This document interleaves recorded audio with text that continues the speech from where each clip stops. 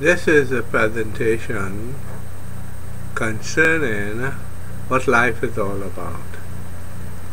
And we should be asking the question, who am I? What am I doing here?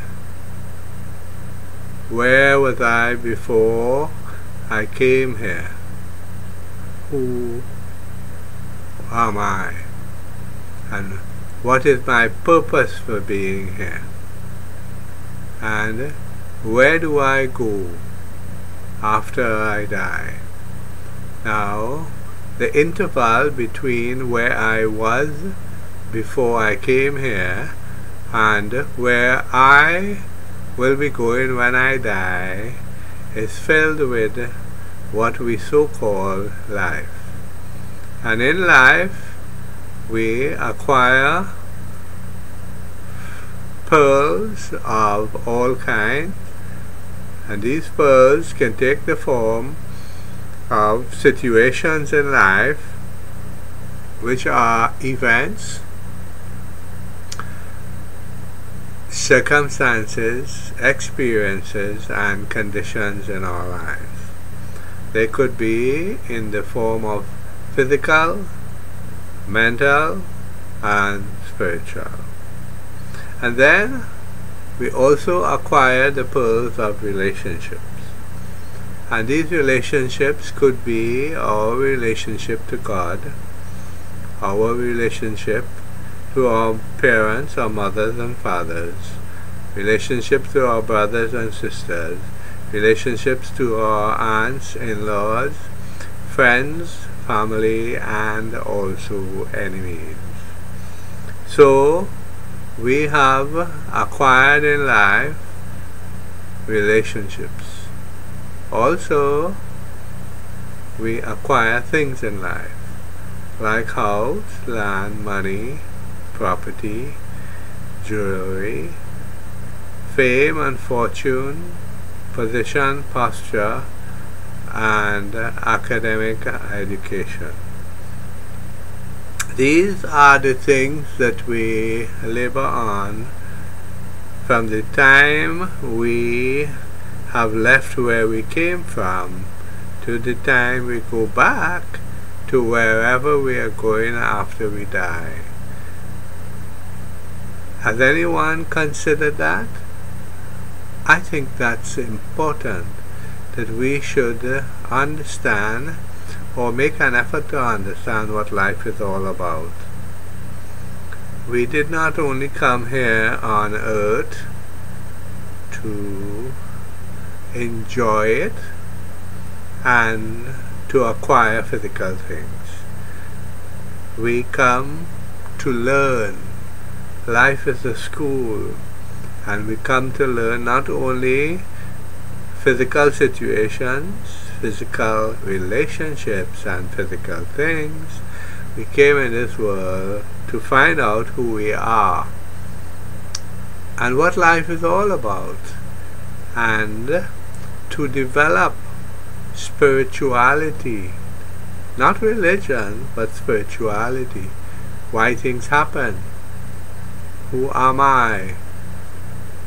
Am I a spiritual being having a physical experience? These are the things that we should be as well thinking about. Now, if you have a motor car, this is one item, one possession, and you have acquired a boat, does that mean that you have lost the car? No. In fact, you have now two possessions, and the car can be used on the physical land to take you around, and the boat now can be used on the sea. So you have benefited from your additional possession of a boat. So you now have a car and a boat.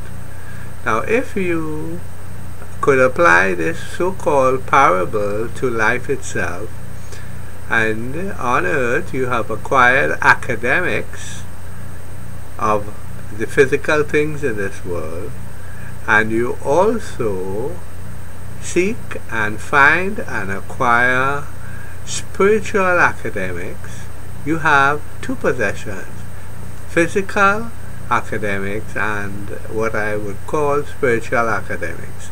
So you can use both while you are here on earth. It was said by a great teacher that I am in this world and am not of this world.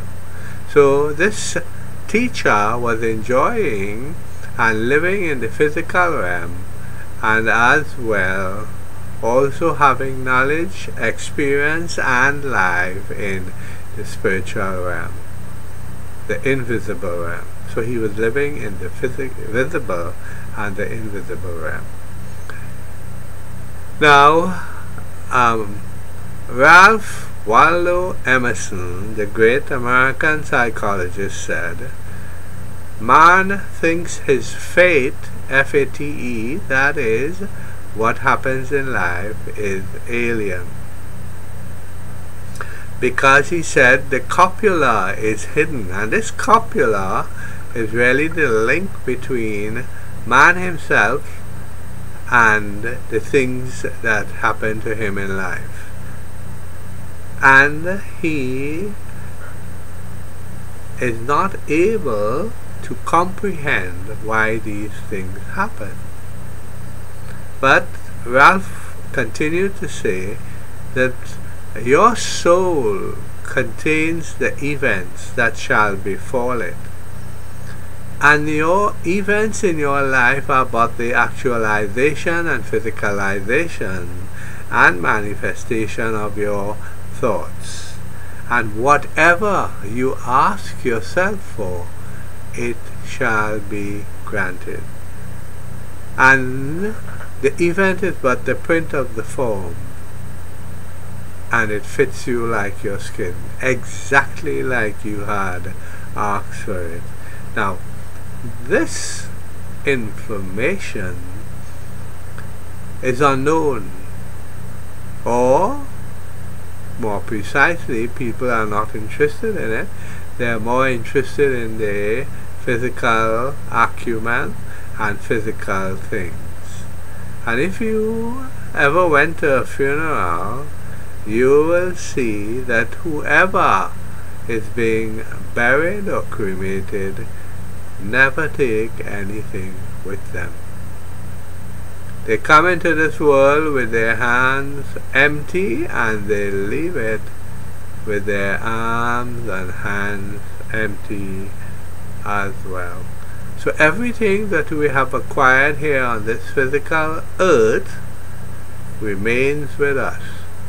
You could build an empire, and you'll have to leave it and pass it on to other people, your children, family, friends, or whoever, or the church. And they will die and leave it too and move on.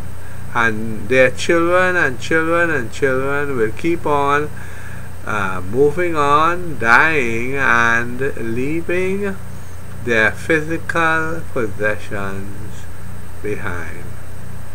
So you say, what then is the value of all these physical things?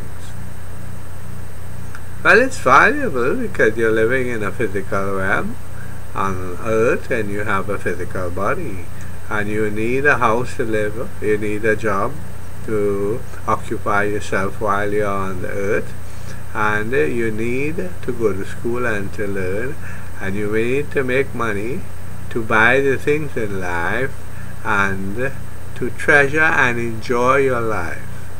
But as well, you need to learn about the world that exists side by side with the physical world, and this is the spiritual world.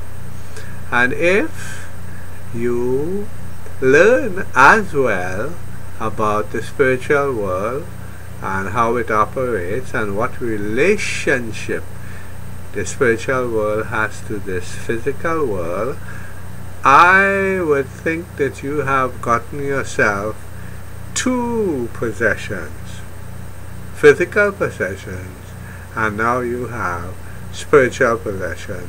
That is, You have learnt about your mind, you have learnt about the kingdom of heaven, and you are learning about righteousness.